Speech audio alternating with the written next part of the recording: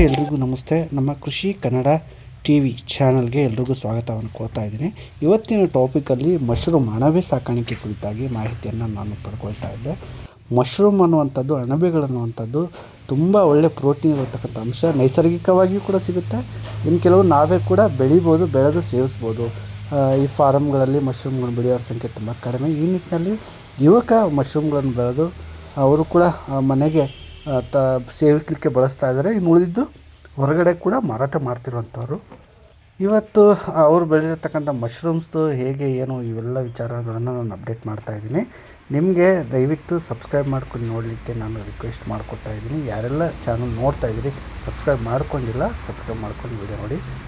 ವಿಡಿಯೋನ ಆರಂಭಿಸ್ತಾ ಇದ್ದೀನಿ, ಬನ್ನಿ. ಇದೆ ನಿಮ್ಮ ಹೆಸರು ಸರ್? ನಮ್ಮ ಹೆಸರು ರೋಹಿತ್ ಅಂತ. Rohit, okay, very nice sir. ಇದು ಫ್ಲವರ್ ಥರ ಇದಾವಲ್ಲ ಸರ್ ಇವು? Very nice. ಇದಕ್ಕೆಂಥ ಮಶ್ರೂಮ್ ಸರ್ ಇದು? ಇದು ಆಯಿಸ್ಟರ್ ಮಶ್ರೂಮ್. ಆಯಿಸ್ಟರ್ ಕನ್ನಡದಲ್ಲೇ ಇದಕ್ಕೆ? ಕನ್ನಡದಲ್ಲೇ ಆಯಿಸ್ಟರ್ ಅಂತ.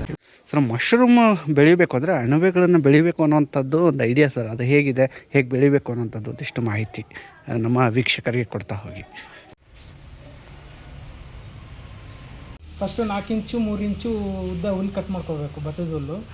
ಅದು ಡ್ರೈ ಆಗಿರೋದೇ ಇರಬೇಕು, ಒಣಗಿರೋ ಭತ್ತದ ಹುಲ್ಲೇ ಆಗಿರಬೇಕು. ಆಮೇಲೆ ಅದನ್ನ ಪಿ ಕವರಲ್ಲಿ 12, 18 ಇಲ್ಲ 12, 22 ಸೈಜಲ್ಲಿ ಕವರ್, ಪ್ರೊಪಲಿನ್ ಕವರ್ ಅಂತ ಸಿಗುತ್ತದೆ, ಪಿ ಕವರ್. ಆಮೇಲೆ ಹುಲ್ಲು 3 ಇಂದ 4 ಇಂಚು ಕಟ್ ಮಾಡಿದ ಹುಲ್ಲು ಅದನ್ನು ಬೇಯಿಸ್ಬೇಕು. ಒಂದು 8 ಗಂಟೆ ಕಾಲ ನೆನೆ ಹಾಕಿ 3 ತಾಸು ಬೇಯಿಸ್ಬೇಕು. ಬೇಯಿಸಿದ ನಂತರ ಆರಿಸ್ಬೇಕು ಹುಲ್ಲು. ಇದರಲ್ಲಿ ಅಂದರೆ ಫ್ಯಾನಲ್ಲಾದ್ರೂ ಆರಿಸ್ಬೋದು. ಆಮೇಲೆ ನೆರಳಲ್ಲಿ ಒಣಗಿಸ್ಬೇಕು ಅದನ್ನು. ಬಿಸಿಲಾಗ ಹಾಕಂಗಿಲ್ಲ, ನೆರಳಲ್ಲೇ ಒಣಗಿಸ್ಬೇಕು. ಆಮೇಲೆ ಅದು ತೇವಾಂಶ ಎಷ್ಟಿರ್ಬೇಕಂದ್ರೆ ಒಂದು 20-30% ಅಷ್ಟೇ. ಹಿಂಗೆ ಹಿಂಡಿದ್ರೆ ನೀರು ಬರಬಾರ್ದು.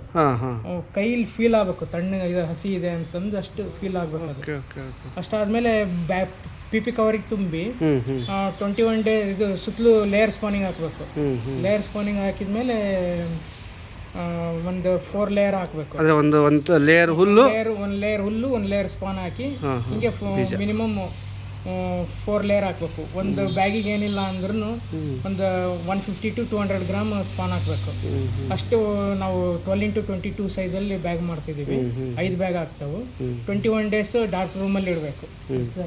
ಅಲ್ಲೇ ಒಳಗಡೆ ಡಾರ್ಕ್ ರೂಮ್ ಇದೆ ನಮ್ದು. ಡಾರ್ಕ್ ರೂಮಲ್ಲಿ ಇಟ್ಮೇಲೆ ಇದೆ, ಡಾರ್ಕ್ ರೂಮಲ್ಲಿ 21 ಡೇಸ್ ಇರುತ್ತೆ. 21 ಡೇಸ್ ಆದಮೇಲೆ ಈ ಥರ ಪಿನ್ನಿಂಗ್ ಹೆಡ್ ಸ್ಟಾರ್ಟ್ ಆಗುತ್ತೆ. ಡೇಟ್ ಮೆನ್ಷನ್ ಮಾಡಿರ್ತೀವಿ, 22ನೇ ತಾರೀಕು 12ನೇ ತಿಂಗಳು 25ನೇ ಇಸ್ವಿಯಲ್ಲಿ ಮಾಡಿದ್ವಿ. ಇವತ್ತು 13/1/26. ಈಗ 22 ಡೇಸ್ ಆಗಿದೆ. 21 ಡೇಸಿಂದ ಪಿನ್ನಿಂಗ್ ಸ್ಟಾರ್ಟ್ ಆಗುತ್ತೆ. ಇದು 18 to 21 ಡೇಸಲ್ಲಿ ಪಿನ್ನಿಂಗ್ ಸ್ಟಾರ್ಟ್ ಆಗಿ ಪಿನ್ನಿಂಗ್ ಹೆಡ್ ಸ್ಟಾರ್ಟ್ ಆದಮೇಲೆ ಒಂದು ವಾರಕ್ಕೆ ಮಶ್ರೂಮ್ ಸ್ಟಾರ್ಟ್ ಆಗುತ್ತೆ. ಒಂದು ವಾರಕ್ಕೆ ಸ್ಟಾರ್ಟ್ ಆಗುತ್ತೆ ಇದು ಕುಯ್ಲು. ಈ ಥರ ಬರೋದು ಒಂದು ವಾರದ ನಂತರ. ಒಂದು ವಾರಕ್ಕೆ ಇದು ಈ ಥರ ಪಿನ್ನಿಂಗ್ ಹೆಡ್ ಆದಮೇಲೆ 4 ದಿನಕ್ಕೆ ಸ್ಟಾರ್ಟ್ ಆಗುತ್ತೆ. ಸೂಪರ್. ಸ್ಟಾರ್ಟ್ ಆಗಿ ಫಸ್ಟ್ ಈಲ್ಡ್ ಬರುತ್ತೆ. ಇದು ಫಸ್ಟ್ ಈಲ್ಡ್ ಏನಿಲ್ಲ ಅಂದರೆ ಒಂದು 300 to 400 ಗ್ರಾಮ್ 500 ಗ್ರಾಮ್ ಬರುತ್ತೆ.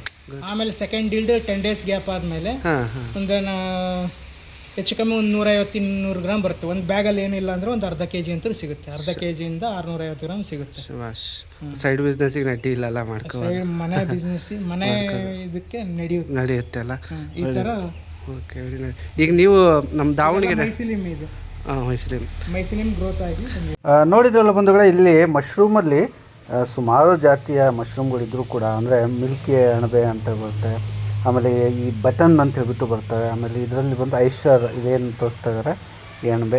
ಇಲ್ಲಿ ಯಾವುದೇ ಆಗಲಿ ಅಣಬೆ ನಾವು ಸೇವಿಸೋದಕ್ಕೆ ತುಂಬಾ ಕೂಡ ಯೂಸ್ಫುಲ್ ಆಗಿರೋದೆ ಅನ್ನುವಂಥದ್ದನ್ನು ನಾವು ನೆನಪಿಟ್ಕೋಬೇಕು. ಅತಿ ಹೆಚ್ಚು ಪೋಷಕಾಂಶ ಹಾಗೂ ಔಷಧಿಯುಕ್ತ ಅಪರೂಪದ ಒಂದು ಪರಿಪೂರ್ಣ ಆಹಾರ ಅಂತ ಹೇಳಿದ್ರೆ ತಪ್ಪಾಗಲಾರದು. ಜೀವಸತ್ವ ಡಿ ವೃದ್ಧಿಸಬಲ್ಲ ಏಕೈಕ ಸಸ್ಯಾಹಾರಿ ಕೂಡ ಇದು. ಶುಗರ್ ಪೇಷಂಟ್ಗಳಿಗೆ, ಕ್ಯಾನ್ಸರ್ ಪೇಷಂಟ್ಗಳಿಗೆ ಒಂದು ಒಳ್ಳೆಯ ಅಮೃತ ಮದ್ದು ಅಂತ ಹೇಳಿದ್ರೆ ತಪ್ಪಾಗಲಾರ್ದು. ಕೊಲೆಸ್ಟ್ರಾಲ್ ಇರೋದಿಲ್ಲ, ಹಾಗಾಗಿ ಹಾರ್ಟ್ ಪೇಷಂಟು ಕೂಡ ಇದನ್ನು ತಗೋಬೋದು. ಮಕ್ಕಳು, ಗರ್ಭಿಣಿಯರು, ರಕ್ತಹೀನತೆ ಉಳ್ಳವರಿಗೆ ಮಶ್ರೂಮ್ಗಳು, ಅಣಬೆಗಳು ತುಂಬ ಉಪಯುಕ್ತವಾಗಿರುವಂಥದ್ದು. ಕಬ್ಬಿಣಾಂಶ ಮತ್ತು ಖನಿಜಾಂಶ ಕೂಡ ಜಾಸ್ತಿ ಇರುತ್ತೆ. ವೈದ್ಯರು ಕೂಡ ಸಲಹೆಗಳನ್ನು ಕೊಡ್ತಾರೆ, ನೀವು ಸೇವಿಸ್ಬೋದು ಅಂತ ಹೇಳ್ಬಿಟ್ಟು. ಹಾಗಾಗಿ ಈ ಮಶ್ರೂಮ್ಗಳು ಎಲ್ಲೇ ಸಿಕ್ಕರೂ ಕೂಡ ನೀವು ಧಾರಾಳವಾಗಿ ನಿಶ್ಚಿಂತೆಯಾಗಿ ಸೇವಿಸ್ಬೋದು, ಆರೋಗ್ಯವನ್ನು ಚೆನ್ನಾಗಿಟ್ಕೊಳ್ಬೋದು. ಇದನ್ನು ಬೆಳೀಲಿಕ್ಕೆ ಎಲ್ಲ ಬೇಕಾದಂತಹ ಒಂದು ತರಬೇತಿಗಳನ್ನು ಸರ್ಕಾರ ರೂಟ್ ಸೆಟ್ ಸಂಸ್ಥೆಗಳಲ್ಲಿ ಎಲ್ಲ ಇದು ವ್ಯವಸ್ಥೆ ಮಾಡ್ತಾ ಇದೆ. ಆಮೇಲೆ ಕೃಷಿ ಚಟುವಟಿಕೆ ಕೇಂದ್ರಿತ ಕಚೇರಿಗಳಿರ್ತಾವಲ್ಲ, ಅಲ್ಲೂ ಕೂಡ ಹೋಗಿ ಭೇಟಿ ಮಾಡ್ಬೋದು.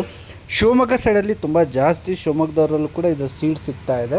ಅಲ್ಲಿ ಶಿವಮೊಗ್ಗದ ರೈತ ಸಂಪರ್ಕ ಕೇಂದ್ರಗಳಾಗಿರ್ಬೋದು ಅಥವಾ ನಮ್ಮ ಕೃಷಿ ಕೇಂದ್ರಗಳಾಗಿರ್ಬೋದು, ಅಲ್ಲಿ ಭೇಟಿ ನೀಡಿ ನಾವು ಪಡ್ಕೊಳ್ಬೋದು ಸೀಡ್ಸು. ಆನ್ಲೈನಲ್ಲೂ ಕೂಡ ಸಿಗುತ್ತೆ, ಆನ್ಲೈನಲ್ಲಿ ತುಂಬ ಮೋಸ ಹೋಗ್ತಾ ಇದ್ದಾರೆ.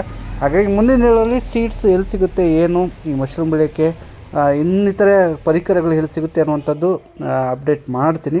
ಈ ವಿಡಿಯೋ ನಿಮ್ಗೆ ಇಷ್ಟ ಆಗಿದೆ ಅಂತ ಭಾವಿಸ್ತಾ ಇದ್ದೀನಿ. ಧನ್ಯವಾದಗಳು. ಹಾರ್ಡ್ವೇರ್ ಆ್ಯಂಡ್ ಪೈಪ್ಸ್ ಇದೆ. ನಿಮ್ಮ ಹೆಸರು ಸರ್? ನಮ್ಮ ಹೆಸರು ರೋಹಿತ್ ಅಂತ. Rohit, okay, very nice sir, thank you so much. ಚೆನ್ನಾಗಿ ಕೊಟ್ಟು ಮಾಹಿತಿ.